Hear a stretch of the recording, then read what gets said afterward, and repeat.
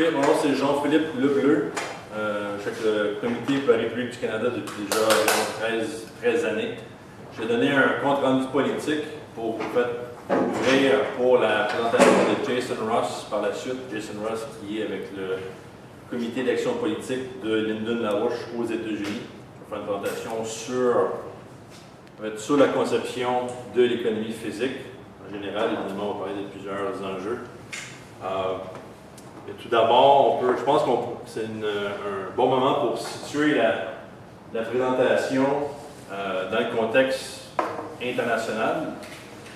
Ce qui se passe maintenant, c'est qu'on a eu hier et avant-hier, on a eu des célébrations pour en fait commémorer la victoire des forces alliées contre le fascisme de Adolf Hitler, le 8 mai 1945, donc ça fait 70 ans.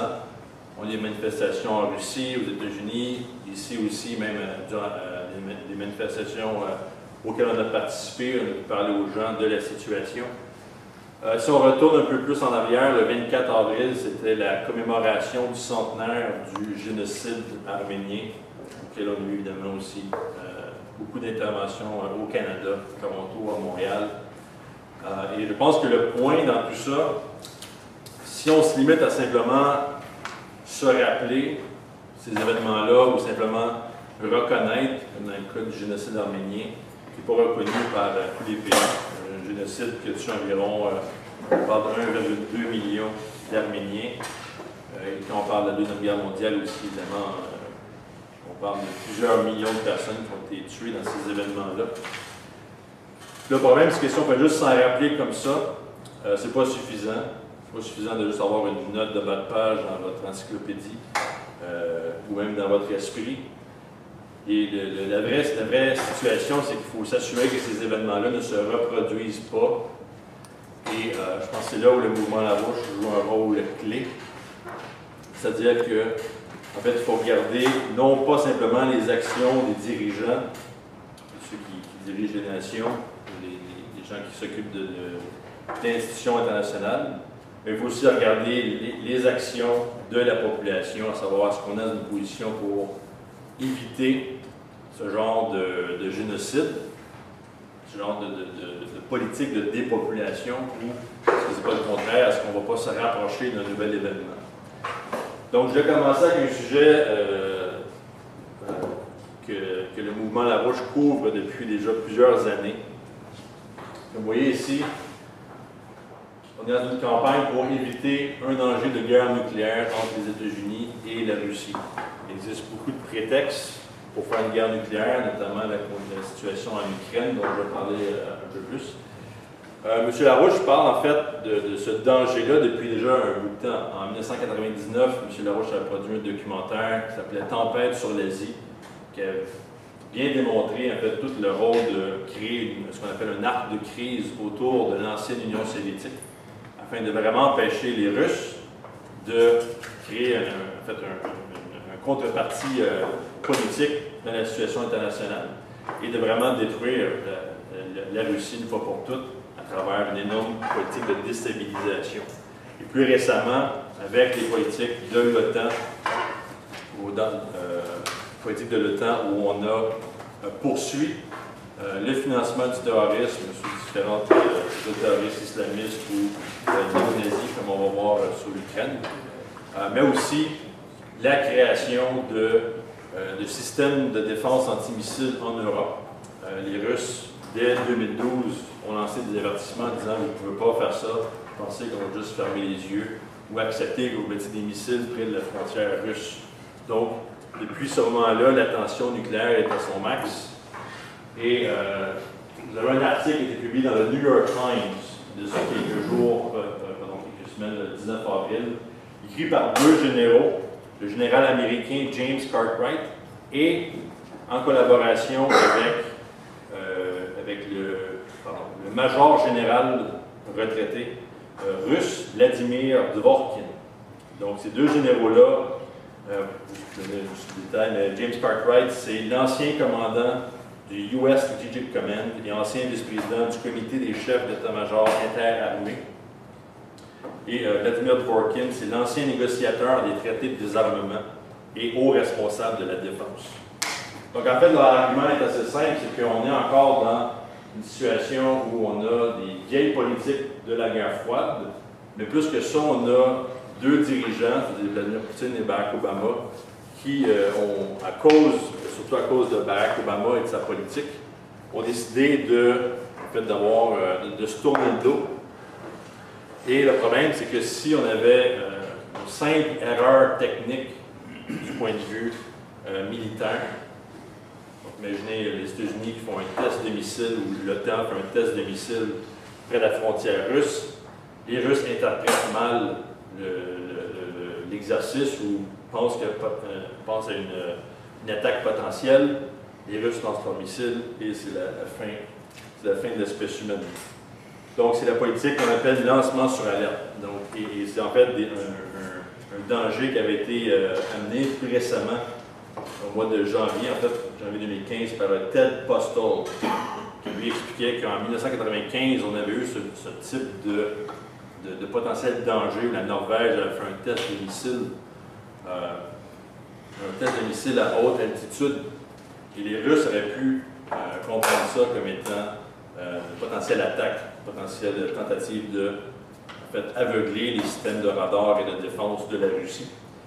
Mais à l'époque, en 1995, les États-Unis et la Russie s'entendaient beaucoup mieux qu'aujourd'hui. Donc le temps de réflexion plutôt après le lancement du missile est beaucoup plus long. On se parle, on dit qu'est-ce qui se passe, ok, et là on se calme.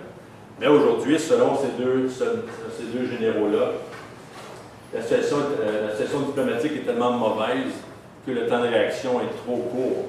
Avec une simple erreur, on pourrait avoir justement une attaque nucléaire en fait, que personne ne voudrait voir.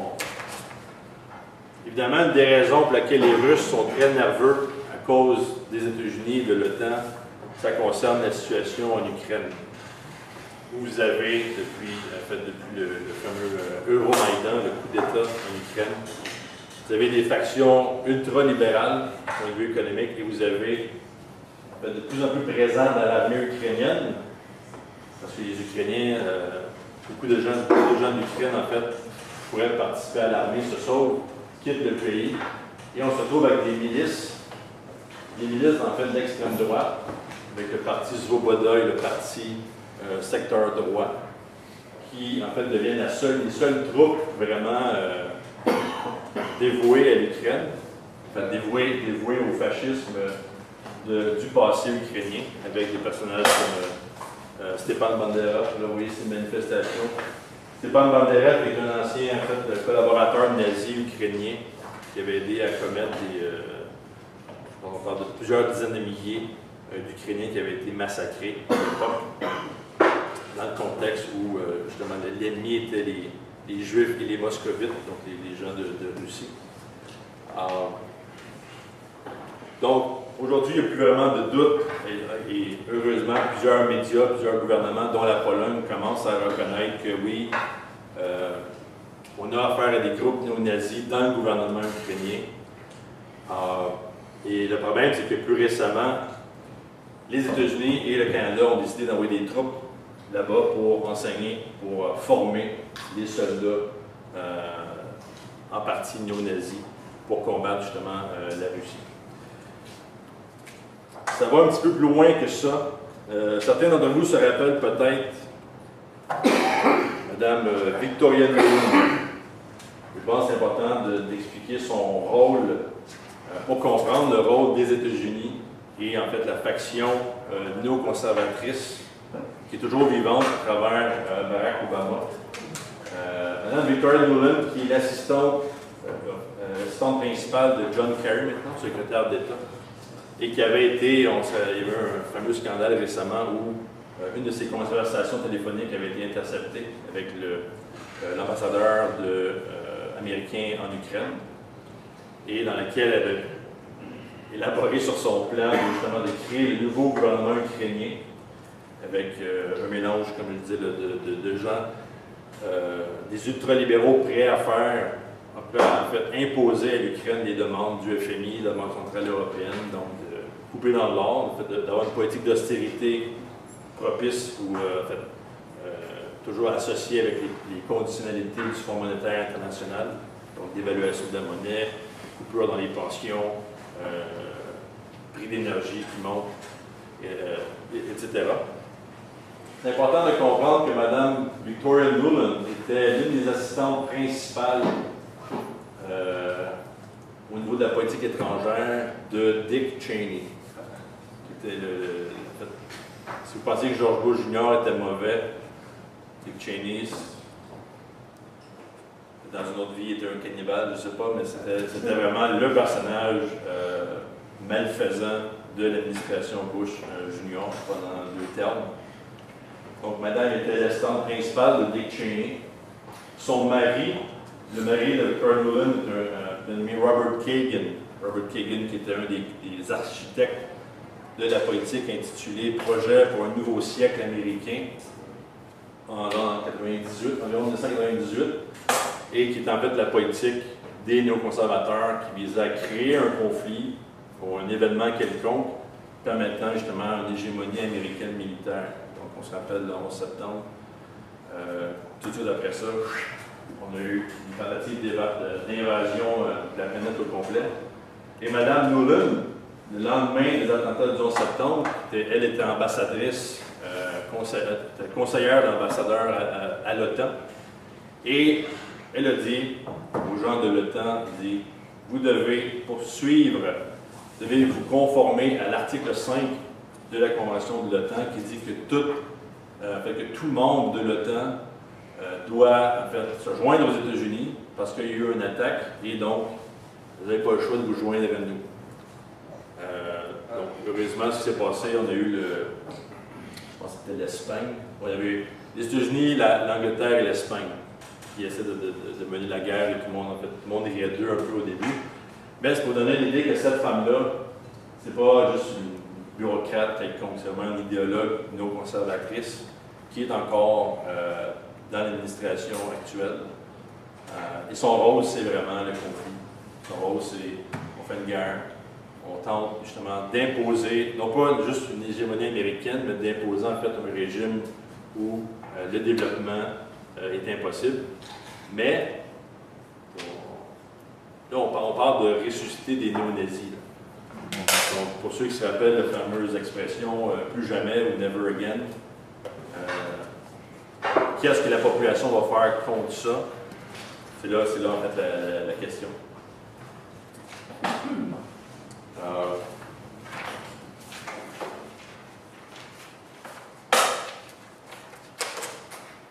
Donc, vous avez un coup d'État en Ukraine, vous avez des néo-nazis qui font partie du pouvoir, qui sont maintenant une partie importante de l'armée ukrainienne. Et là, vous avez les forces des États-Unis, du Canada, qui commencent à entraîner ces soldats-là. Ce qui nous amène en fait à la question de l'Ukraine et aussi à la question économique. Je vais prendre un exemple. On a démontré un bon exemple récemment en comparant la Grèce avec l'Ukraine. Donc, la réaction des forces occidentales par rapport à ces deux problèmes-là, c'est-à-dire le problème militaire de l'Ukraine et le problème économique de la Grèce. Parce que si on se rappelle les récents événements, le gouvernement grec s'est mis maintenant un nouveau gouvernement avec le parti Syriza et le parti des Grecs indépendants, qui mène maintenant une campagne pour ne pas payer la dette grecque, en fait pour même réorganiser toute la dette de l'Europe, ce qui est vraiment une stratégie fort louable. Et aussi, comme je l'ai discuté plus à la fin, de se joindre à la mobilisation des BRICS, donc Brésil, Russie, Inde, Chine, Afrique du Sud, pour en fait que la Grèce devienne une espèce de passage pour le développement de toute l'Europe à travers la mobilisation des BRICS pour le développement industriel et des infrastructures. Mais ce qui s'est passé, c'est que, en fait, la Grèce essaie de jouer diplomatique, ce ne sont pas des anarchistes. Donc ils disent, on va voir l'Europe et on va voir l'Allemagne. Ils disent, l'Allemagne, calmez-vous le pompon, donnez-nous un petit sursis, aidez-nous à payer la dette. On va vous aider un peu, on va en payer un peu. Et là, l'Allemagne dit non, vous devez payer tout ça maintenant, on ne joue plus avec ça. Mais de l'autre côté, quand on regarde le cas de l'Ukraine, qui est vraiment dans une situation économique impensable. Est-ce que l'Ukraine va recevoir de l'argent? Si on se base sur le cas de la Grèce, on dirait non, mais c'est le contraire. L'Ukraine reçoit un appui financier du Fonds monétaire international. On parle d'une première tranche de 5 milliards de dollars et un montant total de 17,5 milliards de dollars. Pour aider l'économie ukrainienne? Non. Pour aider en fait l'armée ukrainienne à se mobiliser et avoir les armes nécessaires, avoir la logistique nécessaire. Et le Fonds monétaire international continue d'imposer sa politique de conditionnalité d'évaluation de l'argent, imposer ce qu'il appelle une responsabilité financière, donc de couper dans le gras. Et ça veut dire couper les pauvres et les personnes âgées en général. Dans un pays comme l'Ukraine, les Ukrainiens connaissent l'hiver. Ils commencent à jouer avec le prix de l'énergie, par exemple, vous allez avoir des gens qui vont mourir de froid. Dans un pays, en fait, qui peut se développer très rapidement, qui était dans une bonne position économique avant le conflit qu'on connaît. Alors, je sais pas si j'avais une photo. Donc, ça, c'est un des articles sur le site de notre mouvement français de France. Donc, pas un sou pour la Grèce, mais un chèque en blanc pour l'armée de l'Ukraine. Donc, vous avez une politique hypocrite du point de vue des nations transatlantiques, où on tente supposément d'aider le peuple ukrainien et en même temps d'avoir une politique très dure contre la Grèce, où la Grèce doit payer sans discussion.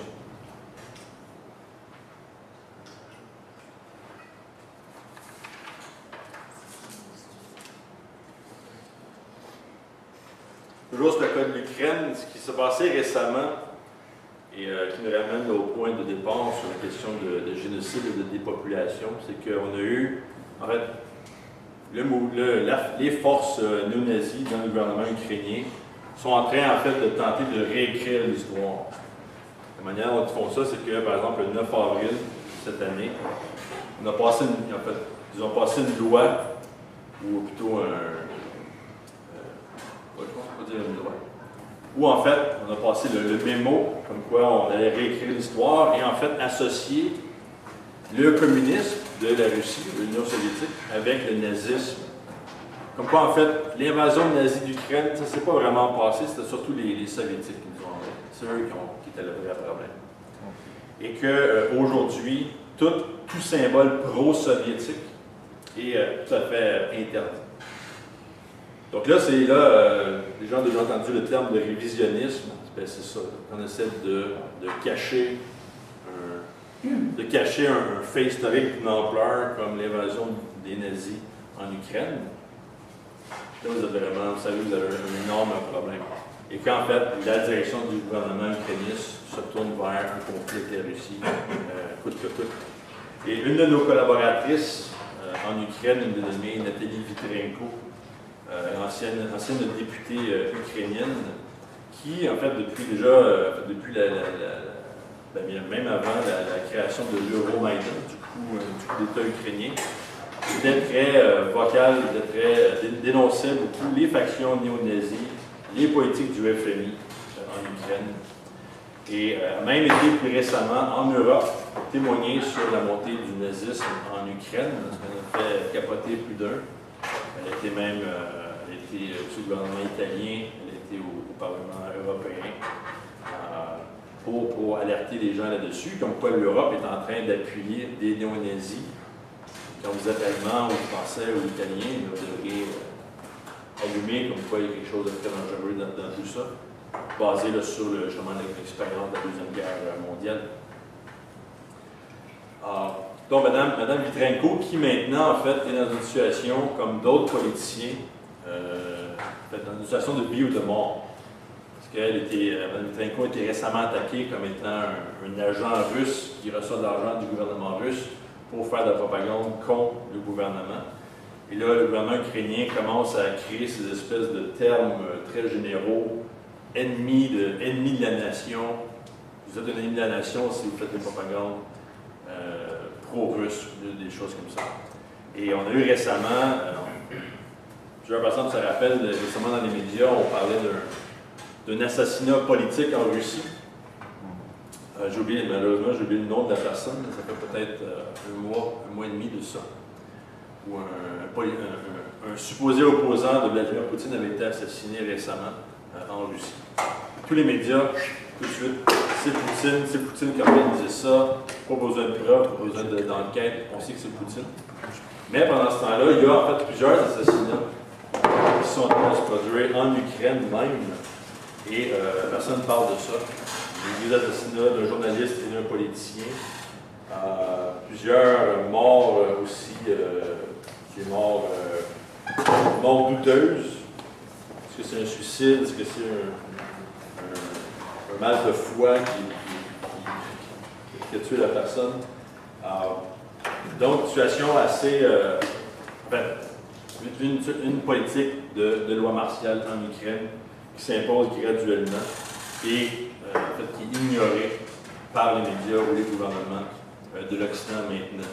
Tantôt, j'avais parlé du cas de la Pologne où on commence à réaliser avec les photos qui circulent, comme cette photo-là qui circule beaucoup sur Internet.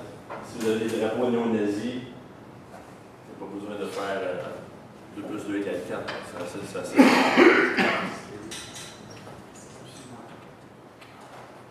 Voilà. Donc, l'Ukraine est sûrement un des prétextes le plus présent pour, en fait, démarrer une guerre nucléaire. Il y a d'autres prétextes. Le nouveau prétexte, en fait, pour continuer la déstabilisation de la région du sud de la Russie et de la Russie, c'est la situation au Yémen, dont certains ont entendu parler un peu, où là, la tentative est en fait de détruire les factions républicaines du Yémen, les factions yéménites, mais aussi de mettre le blâme sur l'Iran. On se rappelle que l'Iran vient tout juste de signer avec dans la discussion qu'on appelle le P5+1, donc le Conseil de sécurité de l'ONU avec, je crois que c'est l'Allemagne, ou avec l'Allemagne, qui ont fait une entente sur le programme nucléaire iranien, qui était une grosse percée. L'Iran qui avait certaines contraintes nucléaires. En fait, tout le monde était content de l'accord en général, ce qui donnait le potentiel à l'Iran d'utiliser l'énergie nucléaire pour le développement économique. Donc, impossible pour l'Iran maintenant de faire une bombe. Il y a beaucoup de restrictions sur l'enrichissement de l'uranium, des choses comme ça. Mais tout le monde était bien content. Mais là, on a maintenant, ce qu'on essaie de dire avec le conflit du Yémen, c'est qu'on dit que, en fait, l'opposition au gouvernement actuel, ce qu'on appelle le groupe des Houthis, avec leur faction militaire Ansarullah, qui serait supposément appuyée par l'Iran, étant tous deux de dénomination musulmane chiite. Et ce qui se passe là-bas, c'est qu'en fait, ce qui est assez étonnant, c'est que vous avez les forces Houthis, vous avez le gouvernement actuel qui est une marionnette saoudienne, vous avez, on a entendu parler des fameux bombardements de la capitale de Yémen, la capitale de Sanaa. Vous avez de plus en plus d'institutions internationales qui commencent à dire qu'on a vraiment un problème humanitaire là-bas. Les hôpitaux, les écoles bombardées et tout ça, par l'Arabie Saoudite, avec de l'équipement britannique et américain. Et en fait, ce qui se passe, c'est que les Houthis, depuis quelques mois, ont vraiment réussi à pousser l'État islamique. Pas tout à fait en dehors du pays. L'État islamique a connu, peut-être la première fois en 4 ou 5 ans, une vraie défaite au Yémen grâce aux actions Houthis qui sont appuyées par l'ancien président du Yémen, M. Abdullah Saleh. Vous avez aussi récemment l'ONU qui a en fait signé un accord ou signé une résolution comme quoi le bombardement du Yémen était toléré. Et vous avez eu malheureusement, la Russie et la Chine. La Chine qui a voté. Donc la Chine et la Russie, en fait, se sont abstenus de voter contre la résolution. Et M. Larouche a dit, après ça, il a dit, ça c'est la même erreur que les Russes et les Chinois ont fait lors de l'invasion du bombardement de la Libye, donc en 2011, où les Russes et les Chinois n'avaient rien dit. Ils disaient, bon, allez-y, faites vos dégâts. Et la destruction politique et la création du chaos en Libye a en fait aidé à décupler les forces de l'État islamique, Al-Jabhat al-Nusra, les différents groupes islamistes terroristes, qui ont pu mettre la main sur les armes libyennes et commencer à distribuer ces armes-là à travers le Proche-Orient, notamment le nord de l'Afrique, et qui a vraiment donné un boost à ces factions terroristes islamistes. La raison pour laquelle je parle de ça, c'est qu'aujourd'hui, certains d'entre vous ont entendu parler du fameux cas des naufrages dans la Méditerranée. Vous avez des gens en fait qui fuient les conditions créées par Obama et l'OTAN, des conditions créées justement dans cette région-là, dans le nord de l'Afrique. Et ce qui se passe, c'est que vous avez des milliers de personnes qui tentent de traverser la Méditerranée et qui meurent de ça. Vous avez aussi du trafic humain qui se fait. Les gens veulent tellement quitter, on les met dans un bateau et le bateau finalement s'en va les vendre comme esclaves ou comme esclaves. Et la réponse de l'Europe, et ce qui a amené en fait M. Cheminade, Jacques Cheminade de France, qui est en fait notre représentant du mouvement Larouche là-bas, qui est un ancien candidat présidentiel, lui disait en fait, c'est l'Europe qui fait naufrage. L'Europe qui fait un naufrage moral. Seule l'Italie a tenté de porter secours aux gens qui quittent cette région-là. Donc l'Italie, avec une politique justement de sauvetage, donc, a permis de sauver durant l'année 2014 environ 100 000 personnes. Ce qui s'est passé par la suite, c'est que l'Europe, qui avait une politique maritime militaire, qui est la politique de Triton.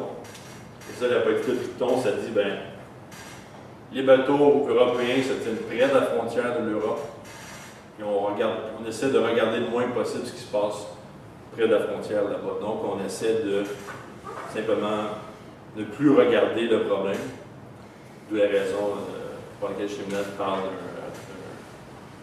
d'un naufrage de l'Europe, un naufrage moral. Donc, on fait semblant que le problème n'est plus là. Et l'Italie se fait dire par l'Europe, arrêtez votre politique, suivez la politique européenne. Et donc, on parle donc des centaines de milliers de personnes qui quittent la région.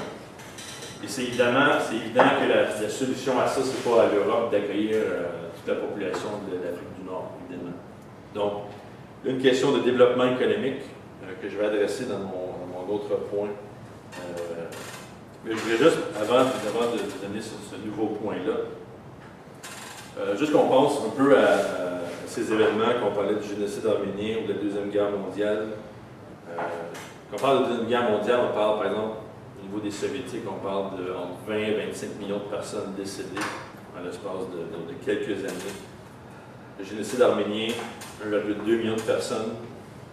Évidemment, la situation juive avec 6 millions. On peut aussi parler de la situation en Afrique, dans la République démocratique du Congo, le génocide rwandais, etc. Donc, on parle vraiment d'une... C'est toujours des chiffres qui sont un peu difficiles à imaginer, mais c'est vraiment une politique de dépopulation. On ne parle plus de... on ne parle pas d'un jeu d'échecs, mais une partie d'échecs avec des gens tellement stratégiques que finalement on évite les morts inutiles. Non, c'est vraiment... on pourrait aussi parler de la Première Guerre mondiale. Le point que M. Larouche fait, c'est que c'est une politique de dépopulation. C'est ça l'intention. C'est vraiment réduire la population à un niveau le plus bas possible entraînant ainsi, en fait, une destruction totale de l'économie. Parce que, comme on va le voir, la vraie politique de génocide, c'est toujours à travers l'économie. C'est ça le plus efficace. Pas juste le conflit. Évidemment, un conflit nucléaire, on s'entend que c'est la fin de tout. Mais dans le cas, c'est-à-dire en fait, une politique de dépopulation va fonctionner quand on a une politique d'interdiction au développement. On donne aux nations, on leur donne un ultimatum, on dit si vous développez, on s'en vient chez vous, puis on va we're gonna rock the boat. Vous allez faire partie de la liste des ennemis. Alors, donc, ce qui m'amène à discuter du cas de la Californie. La Californie, récemment, on a eu une déclaration des scientifiques de la NASA qui disait qu'il restait environ 1 an de réserve d'eau en Californie. Californie qui parle de la 5e ou de la 7e économie mondiale, juste en tant qu'État, un très grand producteur de nourriture, et un État qui est en train d'être dominé par une faction fasciste verte qui est en train d'imposer une politique de conservation de l'eau.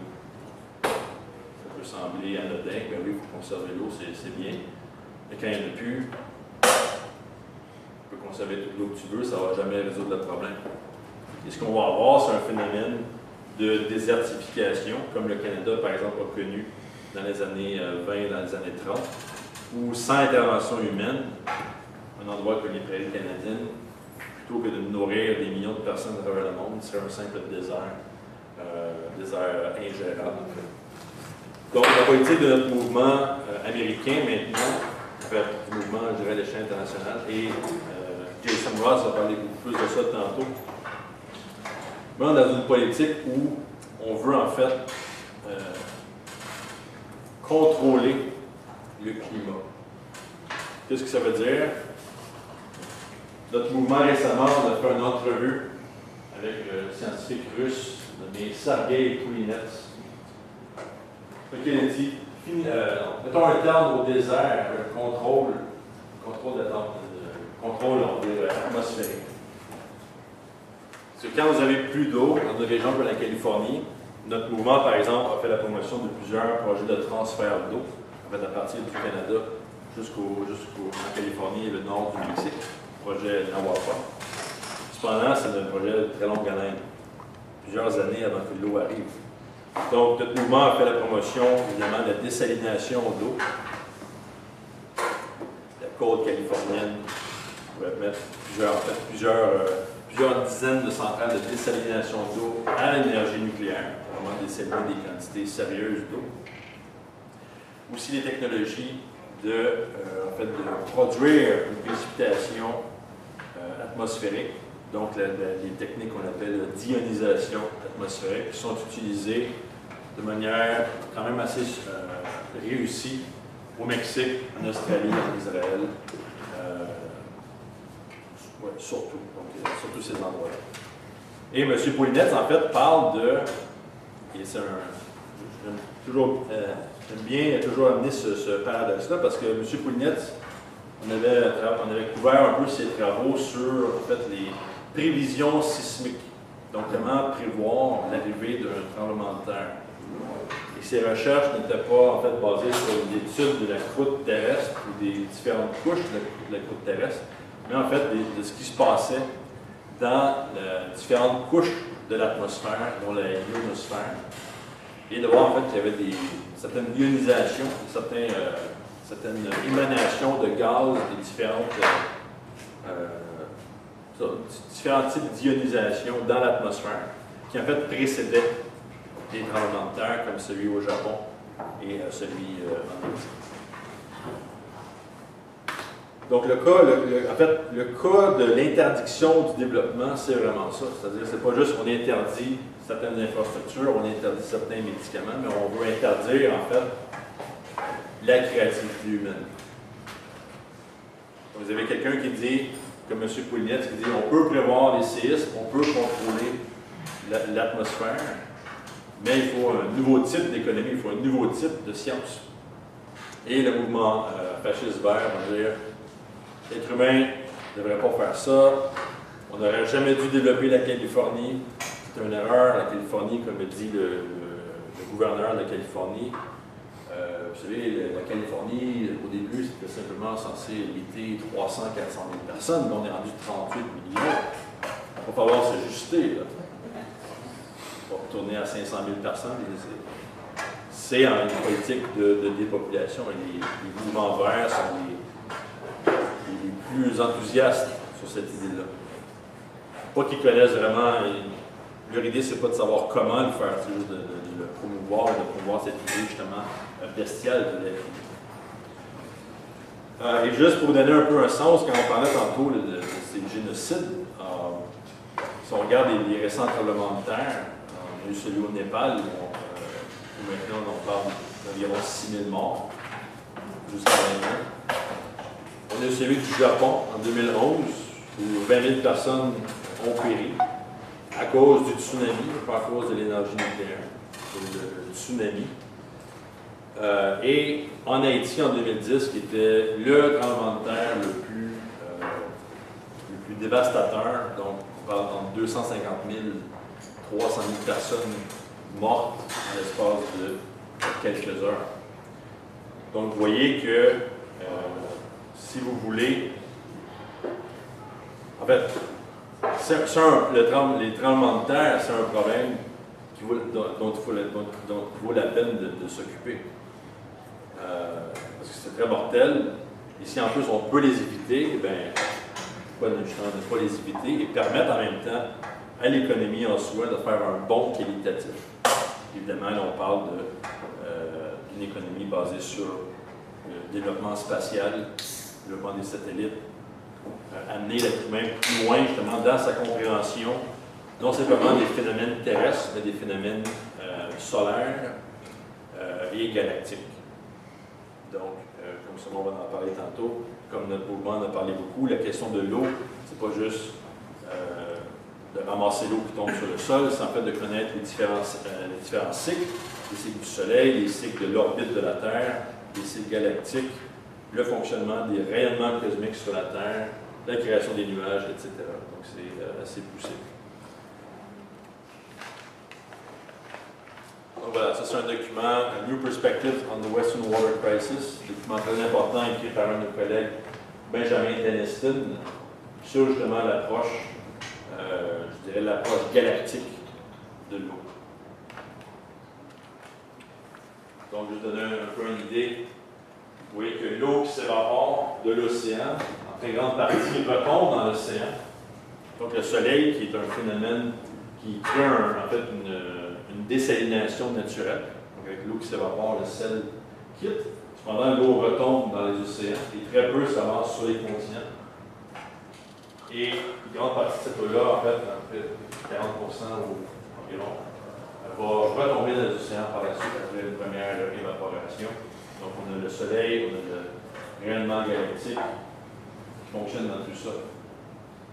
Donc, par exemple, quand on parle du projet Nawapa, on est toujours dans le niveau du continent, de l'eau sur le continent. Alors qu'en fait, la vraie ressource en eau, la vraie ressource hydrique, se situe en fait dans l'atmosphère, où on estime qu'il y a de 10 fois la quantité d'eau dans l'atmosphère qu'il y a sur le continent lui-même. Il y a les grandes rivières sur les continents. Donc, ce qui m'amène en fait à poser une question un peu plus large par rapport au danger de guerre, par rapport à une politique de dépopulation, qui est en fait de se demander, non pas, on voit ça beaucoup dans notre travail politique, où les gens s'obstinent, discutent, débattent sur les différents systèmes politiques, que ce soit communisme ou libéralisme ou whatever. Mais en fait, la vraie question, c'est une question en fait, qui est très bien démontrée dans cet article de notre magazine anglophone Executive Intelligence Review. Donc, la bataille de Manhattan pour la liberté humaine contre les puissances esclavagistes de la Virginie. Donc, l'esclavagisme est un très gros enjeu dans l'histoire des États-Unis. Mais c'est un article qui pose la question à savoir comment est-ce qu'une société peut se doter d'une véritable direction pour l'amélioration, non seulement du pays, mais de la population même. L'amélioration, en fait, des qualités de vie des individus et de cette créativité humaine qui est en fait la grande ressource de l'économie. C'est pas juste l'eau, c'est pas juste les minerais, c'est en fait la créativité humaine.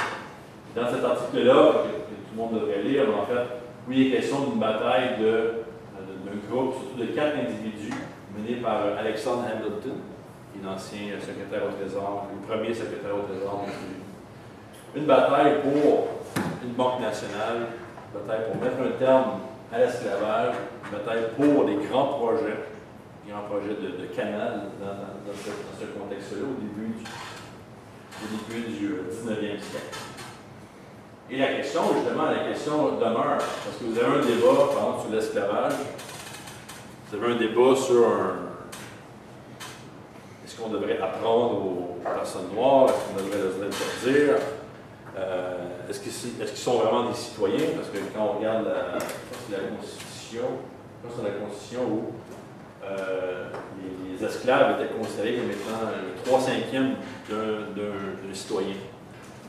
Ça, c'était un truc pour donner plus de droits de vote aux gens du Sud que pour l'esclavage, parce qu'il y avait des esclaves.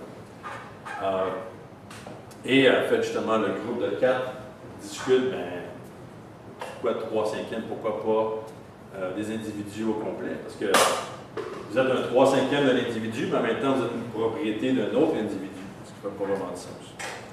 Donc, la bataille était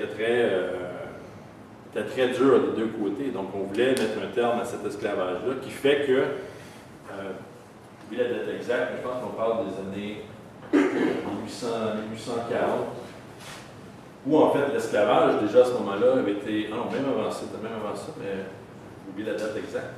Mais où, par exemple, l'esclavage, à un certain point, était banni à partir du nord de la ville de Maryland, ce qui est un petit peu plus au nord que Si vous imaginez les États-Unis, vous êtes au centre-est des États-Unis, donc au nord de ça, l'esclavage était déjà banni. Donc il y avait un avancement qui se faisait. Mais la question demeurait toujours. C'est pour ça que la question de banque nationale, la question de grands projets était toujours présente. Parce que la question, comme on le voit un peu ici, quel est le futur de l'humanité? Ce qui m'amène à mon dernier point, parce que depuis déjà plusieurs années, le mouvement Larouche s'éreinte à parler des nations du BRICS, surtout depuis 2013, où la Chine notamment a adopté directement la politique de la nouvelle route de la soie, défendue par notre mouvement et par Joseph Larouche dès les années 96-97, dans lequel il était question d'une vraie route de la soie, d'une route de la soie qui se connecte à l'Amérique du Nord, dans lequel on a des corridors de développement.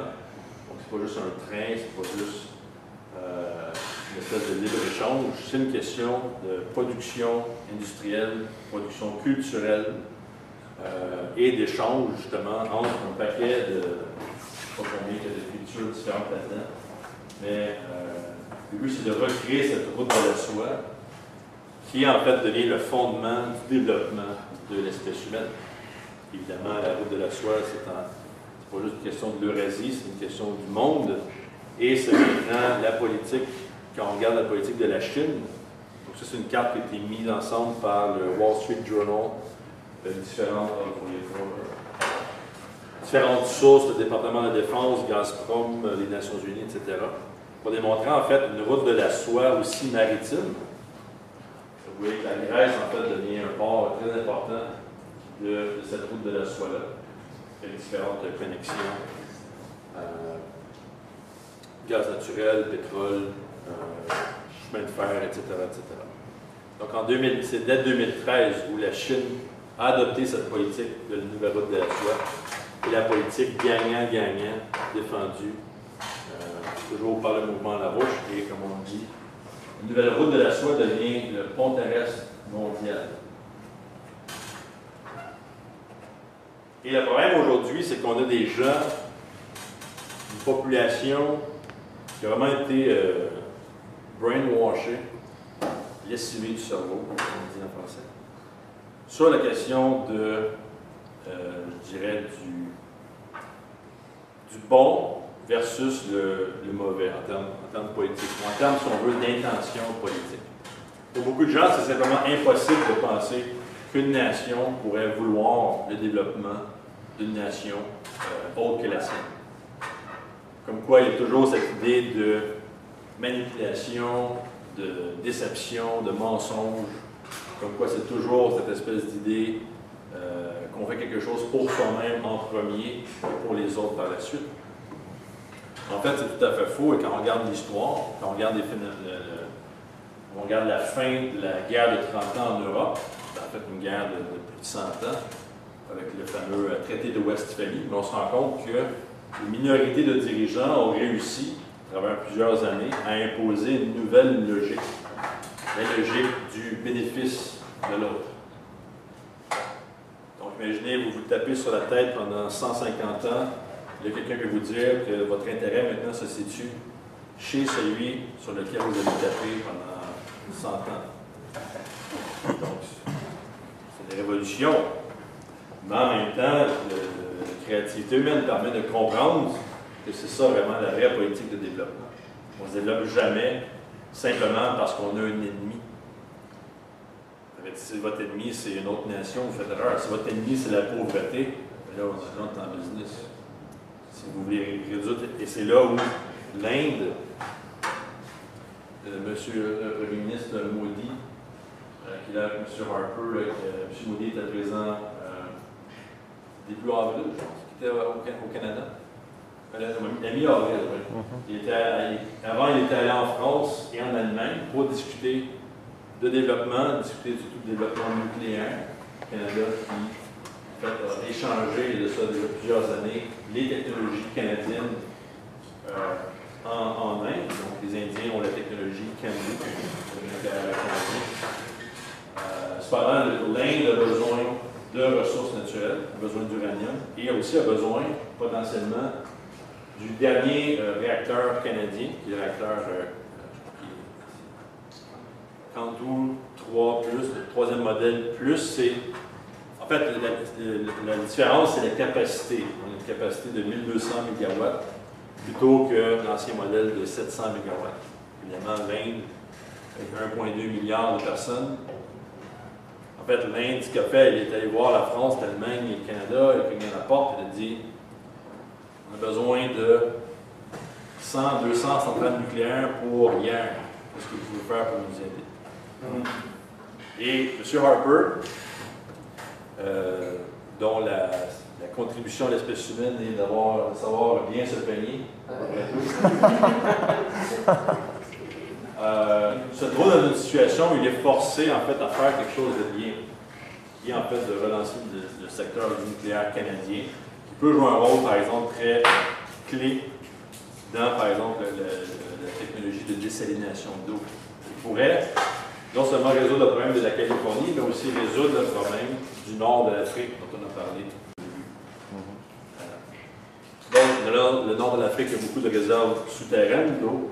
Avec la désalination d'eau, on arrive à en fait, vraiment reverdir le désert du Sahel, le désert du Sahara. Vous voyez ici, c'est M. Harper qui remet en fait, un artefact vieux de 900 ans. C'est un artefact indien. J'ai oublié, c'était le morceau d'une église ou quelque chose comme ça. En fait, c'est un artefact vieux de 900 ans. Ça, c'est un bon pour le fait. Donc, évidemment, ce n'est pas suffisant de juste dire ben, l'Inde va venir cogner à notre porte, la Chine va venir cogner à notre porte pour changer notre direction. Le Canada est dans une politique de confrontation avec la Russie maintenant. Mais il y a moyen, malgré ce problème-là, d'activer les factions populaires, les factions politiques, scientifiques, technologiques, etc. Les factions aussi au niveau des industries, pour en fait briser avec la logique actuelle et reconnaître qu'en fait notre intérêt se situe comme ça a été dit à l'époque du Westphalie, notre intérêt se situe dans le développement des autres. C'est là le paradoxe pour beaucoup. Surtout quand la Chine, je vais donner un peu l'exemple de l'Afrique, en fait, la seule chose qui relie les villes africaines ces temps-ci, ce n'est pas des chemins de fer, c'est les famines, des maladies et les guerres civiles. Donc la Chine, qui, l'on voit ici dès le 29 janvier de cette année, la Chine et l'Union africaine veulent relier les métropoles du continent. Donc il y a un projet massif de connexion entre les capitales africaines. Projet qui est discuté déjà depuis au moins plusieurs mois, et sûrement peut-être plus longtemps que ça.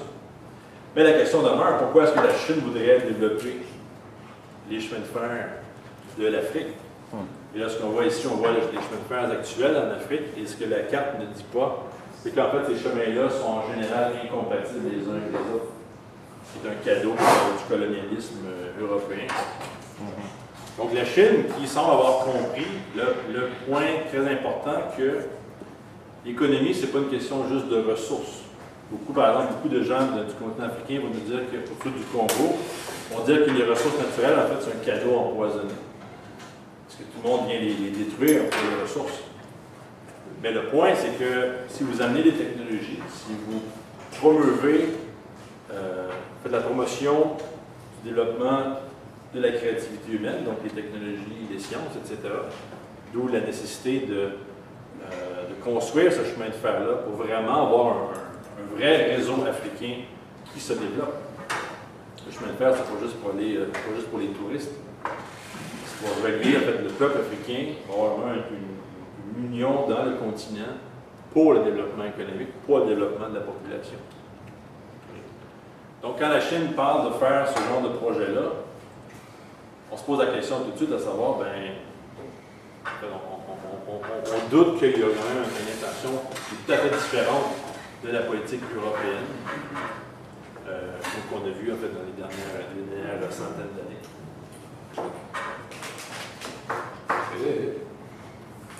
Ces images-là viennent-elles du document en question? Non, ça, j'ai simplement cherché sur Internet. C'est une carte qui était sur un site, de Nouvelle-Afrique. Donc, je reviens à ma question du départ. Quelle est, en fait, la question que j'ai amenée plutôt vers la fin, la question à savoir, quelle est la direction, quelle est la dynamique qu'on va créer pour les prochaines années? C'est là vraiment où on se situe. La vraie question qui va décider si on a un avenir ou pas. Parce que si vous commencez à regarder tout, si vous allez chercher le pays ou le dirigeant qui est parfait et qui flotte dans les airs tellement il est beau, ça ne marche pas comme ça. On a une situation très chaotique, on a un danger de guerre mondial, comme on a aussi un potentiel pour le développement mondial sur plusieurs générations. Donc, et c'est là que je vais ouvrir pour la présentation pour Jason, qui va aller plus dans la question de l'économie. L'économie prométhéenne. C'est ça comme ça.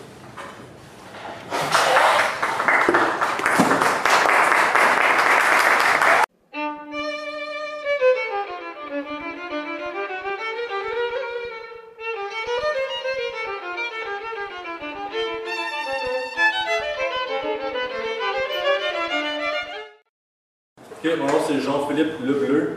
Je suis avec le Comité pour la République du Canada depuis déjà 13 années.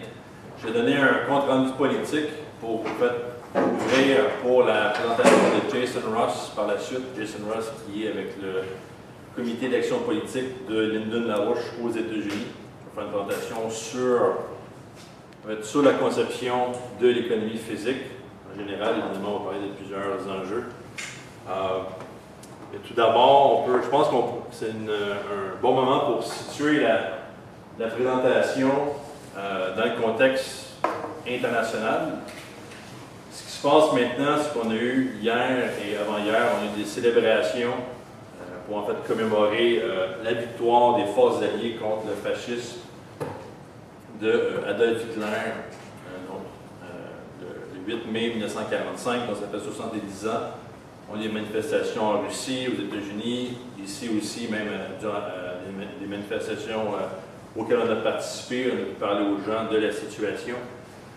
Si on retourne un peu plus en arrière, le 24 avril, c'était la commémoration du centenaire du génocide arménien, auquel on a eu évidemment aussi beaucoup d'interventions au Canada, à Toronto, à Montréal. Et je pense que le point dans tout ça, si on se limite à simplement se rappeler ces événements-là ou simplement reconnaître, comme dans le cas du génocide arménien, qui n'est pas reconnu par tous les pays, un génocide qui a tué environ, on parle de 1,2 million d'Arméniens. Et quand on parle de la Deuxième Guerre mondiale aussi, évidemment, on parle de plusieurs millions de personnes qui ont été tuées dans ces événements-là. Le problème, c'est que si on peut juste s'en rappeler comme ça, c'est pas suffisant. C'est pas suffisant de juste avoir un missile et c'est la fin de l'espèce humaine. Donc, c'est la politique qu'on appelle lancement sur alerte. Donc, et c'est en fait un danger qui avait été amené plus récemment, au mois de janvier, en fait, janvier 2015, par Ted Postal, qui lui expliquait qu'en 1995, on avait eu ce type de potentiel danger où la Norvège avait fait un test de missile. Un test de missile à haute altitude. Et les Russes auraient pu comprendre ça comme étant une potentielle attaque, une potentielle tentative de aveugler les systèmes de radar et de défense de la Russie. Mais à l'époque, en 1995, les États-Unis et la Russie s'entendaient beaucoup mieux qu'aujourd'hui. Donc le temps de réflexion avant, plutôt après le lancement du missile est beaucoup plus long. On se parle, on dit qu'est-ce qui se passe, ok, et là on se calme. Mais aujourd'hui, selon ces deux généraux-là, la situation diplomatique est tellement mauvaise que le temps de réaction est trop court. Avec une simple erreur, on pourrait avoir justement une attaque nucléaire en fait, que personne ne voudrait voir.